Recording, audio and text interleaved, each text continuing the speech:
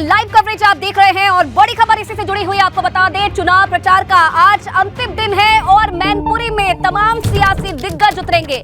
विरासत के लिए मैनपुरी में सबसे बड़ी जंग होनी है। डिंपल यादव आज रोड शो करेंगी और इसी के साथ भाजपा के कई नेता भी आज हुंकार भरेंगे। तो विरासत के लिए सबसे बड़ी जंग है मैनपुरी में, सबकी नजरें मैनपुरी पर है। डिंपल यादव आज रोड शो करने वाली है, तो वहीं भाजपा की तरफ से भी कई जो दिग्गज नेता है वो आज हुंकार भरेंगे। तो मैनपुरी में आज दिग्गजों की कई रैली है, आपको बताते हैं कि किसकी कहां पर रैली है। समझिए, अखिलेश यादव भोगांव में आज प्रचार करेंगे। डिंपल यादव की बात की जाए तो जसवंत नगर में जनसंपर्क करेंगी, लोगों से बात करेंगी। शिवपाल यादव भी आज प्रचार प्रसार में उतरेंगे। जसवंत नगर में शिवपाल यादव प्रचार करेंगे। इसी के साथ साथ स्वामी प्रसाद मौर्य करहल में प्रचार करेंगे। केंद्रीय मंत्री एसपी सिंह बघेल करहल में वोट मांगेंगे भाजपा की तरफ से। Raghuraj Shakya door to door प्रचार करेंगे। ये सभी मछली किसानों को बेबी फिश सप्लाई करके महीने का 2 लाख कमा रहे हैं। आपको भी करना है ये बिजनेस? तो फ्रीडम ऐप को अभी डाउनलोड करें। कैबिनेट मंत्री योगेंद्र उपाध्याय भी आज मैदान में हैं और करहल में वो प्रचार करेंगे। इसी के साथ साथ सांसद सुब्रत पाठक भी आज जनसंपर्क करेंगे। तो ये वो बड़े दिग्गज हैं जो कि आज प्रचार प्रसार में जुटने वाले हैं और ग्राउंड जीरो से मेरे तमाम सहयोगी लगातार अपडेट हमें दे रहे हैं, लगातार जानकारी वहां से दे रहे हैं। एक बार फिर से उनका रुख करेंगे। सबसे पहले मैं जानना चाहूंगी ब्यूरो चीफ वीरेश पांडे के पास में। वीरेश जी, अगर देखिए मैनपुरी को अगर समझा जाए तो मैनपुरी में विरासत की लड़ाई है। शुरुआती दौर से आप मैनपुरी में मौजूद है, जनता की नब्ज को आपने टटोला है। क्या इस बार मैनपुरी की जनता बदलाव के लिए तैयार है या फिर विरासत के साथ ही जाएगी? देखिए, विरासत को तोड़ना आसान नहीं है, बल्कि परिवर्तन की बयार यहाँ जरूर है। जो कुछ तबके हैं, भारतीय जनता पार्टी का कहना है कि समाजवादी पार्टी 6 लाख वोटर के लिए लड़ रही है और इससे इतर 17 लाख वोटर हैं, हम लड़ रहे हैं। लगभग हम 9 लाख वोटर से लड़ रहे हैं। कुछ जसवंत नगर के लोग भी यहाँ पर हैं, पूछ लें। इनका ये कहना है कि मुलायम सिंह यादव का परिवार जसवंत नगर में और मुलायम सिंह खुद इस धरती पर बहुत बड़ी बड़ी चुनौतियों का सामना कर चुके हैं। ये कोई छोटी चुनौती है, ये कोई बड़ी चुनौती है ही नहीं। क्या भाई?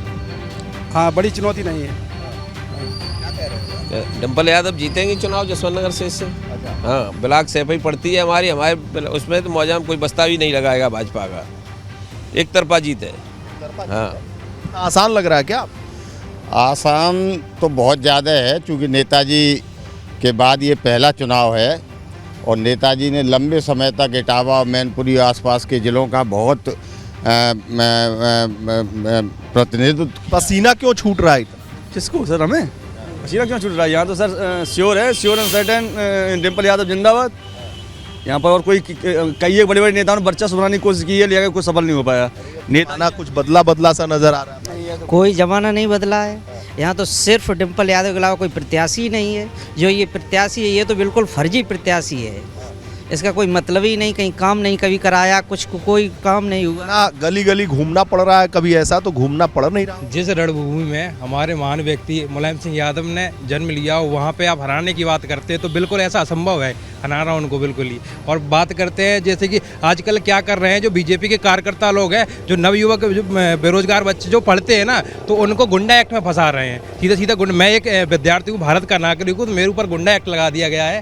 मेरे ऊपर भी 110 की धारा लगवा दी, पता नहीं क्यों लगवा दी। मैं खुद पर तैयारी करूँ, यूपीएसआई सिलेक्टेड हूँ, जिसमें मेरा कुछ नंबरों से रह गया, तो मेरे ऊपर गुंडा एक्ट लगवा दिया गया है। अब ये भाजपा लग गया, मैं कोई विधायक का काम है ही नहीं, ये भाजपा के कुछ तुच्छ कार्यकर्ता है जिन्होंने मेरे ऊपर लगाया गया है। ये बहुत ही मैं पढ़ाई करूं क्या? ये समाजवादी पार्टी का आरोप है। अखिलेश यादव ने कल मेरे एक्सक्लूसिव इंटरव्यू में इस बात का दावा किया और आरोप लगाया सरकार के ऊपर कि प्रशासन जो है वो यहाँ चुनाव लड़ रहा है और जो हमारे लोग हैं उन्हें धमकाया जा रहा है, उन्हें डराया जा रहा है। जैसा कि ये शख्स कह रहा था, युवक कह रहा था कि इसके ऊपर गुंडा एक्ट लगा दिया गया है। इस तरह के आरोप प्रत्यारोप है। यही बात जो है भारतीय जनता पार्टी के नेता और कार्यकर्ता भी कह रहे हैं कि जो सैफई परिवार है उन्हें भी धमका रहा है, उन्हें डरा रहा है। तो जो चुनाव है इसमें आरोप प्रत्यारोप तो लगते रहते हैं। भैया, आप भी कह रहे थे?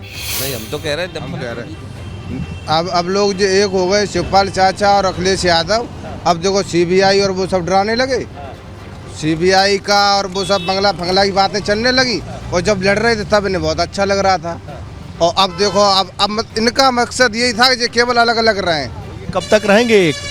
ये अब हम आपको अंदर की बात बता रहे कि जेब हमेशा एक रहेंगे। गारंटी लग गई, गारंटी पक्की, मोहर लगा दी आप लोगों ने? पक्की मोहर है। हम लोगों का तो प्रेशर ही था इन लोगों पे, जनता का प्रेशर था। हाँ हम लोगों का प्रेशर था। जहाँ जाते थे हम लोग कहते थे इनसे, तो अब कहते थे भाई। हाँ बिल्कुल यही कहते थे कि आप लोग एक रहिए, तभी समाज का और जनता का उद्धार हो। 22 में भी तो एक हुए थे, हाँ बास में एक हुए, तो फिर काहे टूट गए? नहीं टूट तो नहीं गए। हमारी उसी पार्टी विधायक थे हमारे, कुछ थोड़ा सा ऐसा हो गया, थोड़ा सा कंफ्यूजन था, लेकिन अब इन्हें पूरा भरोसा है। और शिवपाल यादव का अखिलेश यादव के साथ आना, जैसा कि शिवपाल यादव बार बार अपनी सभाओं में कह रहे हैं कि जब हम एक हो गए हैं तो सफाया होगा भारतीय जनता पार्टी का। निश्चित रूप से ये जो समाजवादी पार्टी के कार्यकर्ता और नेता हैं, इनकी जो मनोभावना यही थी कि जब परिवार एक होगा तो मजबूती आएगी, क्योंकि एक होकर ही सरकार और सत्ता में आए थे। 3 बार मुलायम सिंह यादव और 1 बार अखिलेश यादव मुख्यमंत्री बने थे, और जब मुख्यमंत्री बनते हैं तो इन कार्यकर्ताओं के चेहरे पर जो खुशी और हरियाली भी आती है, और सड़कों पर भी यहाँ पर बहुत देखने को मिलता है। सैफई महोत्सव भी होता है, बहुत बड़े बड़े बॉलीवुड स्टार भी आते हैं ना भैया? हाँ हाँ बिल्कुल बिल्कुल आते हैं, पूरा रंग जम जाता है। वो पूरा 100%। और निश्चित रूप से समाजवादी पार्टी जीत रही है यहाँ से। समाज से नेता ही नेता बनाया है, हर समाज के नेता बनाए नेताजी ने। राज साग भी तो उन्हीं के। अरे ये तो उनको भूल गए नेताजी को, ये उनके नहीं हुए तो किसके हो जाएंगे? ये जो उनके नहीं हुए तो किसके हो जाएंगे? रघुराज साक्य से हम लोगों की लड़ाई नहीं है। रघुराज साक्य तो हमारे थे, पहले भी हम लोगों ने उन्हें वोट किया था जब वो MP और MLA बने।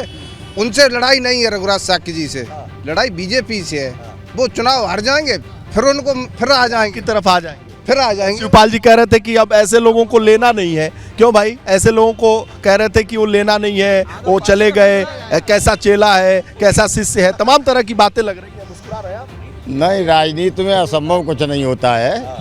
अब चूंकि रघुराज सिंह भाव नहीं होता है तो भैया मैनपुरी का चुनाव भी जो भाजपा कह रही है कि हम जीत जाएंगे, तो ये भी असंभव को संभव करने वाला है। 8 तारीख को जब रिजल्ट आएगा आप लोग देखेंगे, सारे लोग गवाह रहेंगे कि हम समझते हैं इतनी बड़ी जीत न तो नेताजी की कभी हुई, और तेज प्रताप जी की और बड़ी जीत हुई थी, उससे भी बड़ी जीत होगी डिम्पल जी की, क्योंकि नेताजी नहीं है।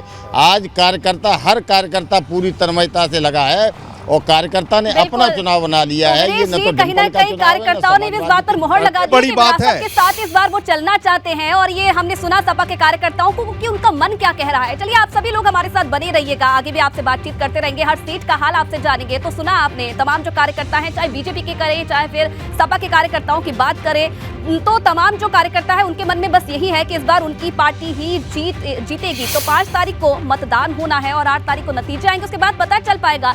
ये सभी मछली किसानों को बेबी फिश सप्लाई करके महीने का 2 लाख कमा रहे हैं। आपको भी करना है ये बिजनेस? तो फ्रीडम ऐप को अभी डाउनलोड करें।